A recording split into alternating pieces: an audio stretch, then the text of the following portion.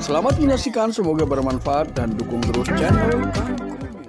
Assalamualaikum warahmatullahi wabarakatuh. Kembali lagi bersama saya Kang Kubis. Kali ini Kang Kubis kembali bersama sahabat semua.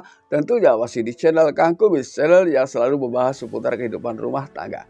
Dari masalah percintaan hingga masalah perselingkuhan. Nah, pada kesempatan kali ini Kang Kubis ingin membahas mengenai 8 ciri-ciri tersembunyi ketika istri sedang berbohong. Atau sebetulnya kebohongan ini sebetulnya bersifat universal. Artinya kita mempelajari dari sifat dan gerik-gerik serta perkataan yang dilakukan ketika seseorang sedang berbohong, ya.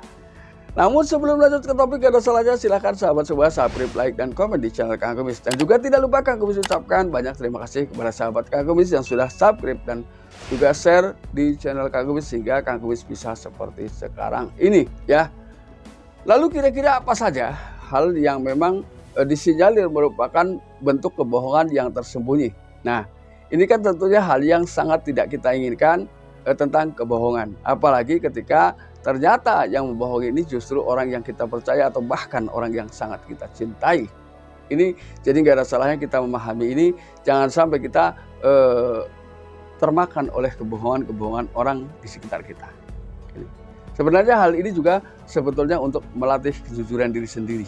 Intinya adalah seperti itu. Yang pertama, ketika seseorang sedang berbohong, ia selalu menggunakan kata-kata yang pendek.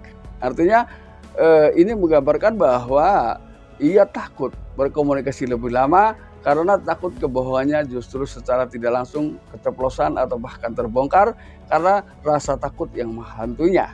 Ini yang pertama. Lalu kedua, ketika ia memberikan jawaban, ia selalu menciptakan sebuah pernyataan-pernyataan yang pendek, ya, pendek, singkat, dan bahkan sebelum kita sempat paham dengan apa yang ia ucapkan, ia sudah tidak mau berkata-kata lagi. Atau biasanya dia mengalihkan ke permasalahan-permasalahan yang dimungkinkan menurutnya dapat menguntungkan dirinya.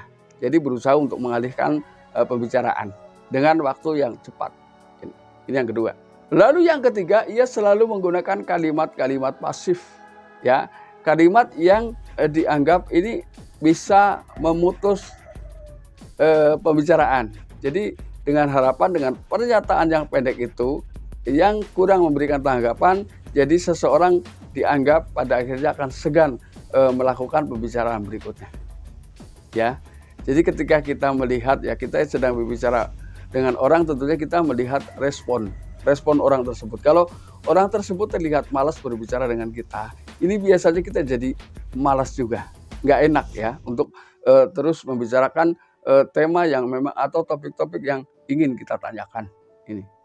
Yang keempat, ini selalu membawa nama Tuhan. Walaupun ini tidak semua, ya, namun ada saja. Ini terjadi, kecenderungan ini terjadi adalah ketika seseorang melakukan kebohongan yang bersifat kriminal. Ini biasanya dia dengan cepat menggunakan nama itu. Jadi ia menggunakan nama Tuhan untuk meyakinkannya. Ketika diinterogasi, dia memang selalu menyebut nama Tuhan. Namun ketika ditekan, pada akhirnya ia akan mengakuinya. Ini. Lalu kemudian yang kelima, ia selalu memberikan pernyataan yang merujuk ke permasalahan yang dimungkinkan dapat membentengi dirinya, ya.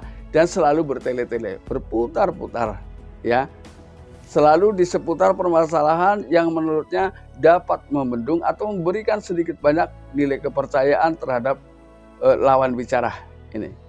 Lalu yang keenam, ia berusaha mengalihkan pembicaraan tersebut seakan-akan bahwa apa yang terjadi itu tidak terjadi padanya, tapi terjadi pada orang lain, ya. Biasanya suka bawa nama teman, ya, ini.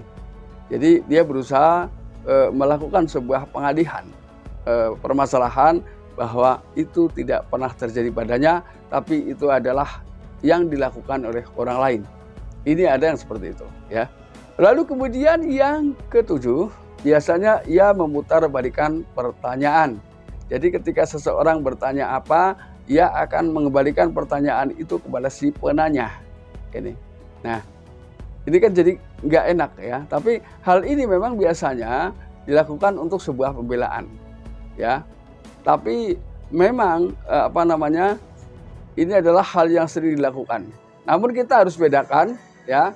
Kita harus bedakan karena ada hal itu juga digunakan memang untuk membela diri yang semata-mata bukan karena kebohongan tapi membela kebenaran, ya. Namun ketika hal yang bersifat kebohongan ini diputarbalikkan, ya, faktanya diputarbalikkan ini semata-mata untuk kembali memberikan tuduhan kepada orang yang menanyakan hal tersebut.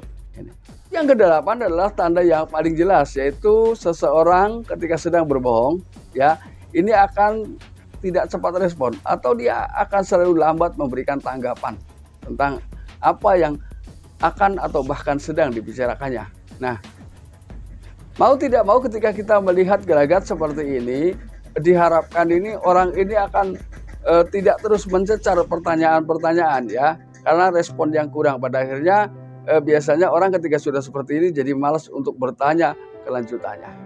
Nah, ini adalah trik yang sering digunakan ketika seseorang menyembunyikan kebohongan di dalam dirinya. Nah, sahabat, mudah-mudahan apa yang Kang Gobis sampaikan bisa bermanfaat. Dan akhir kata, salam harmonis bersama Kang Gobis. Wabillahi taufiq wal hidayah. Wassalamualaikum warahmatullahi wabarakatuh.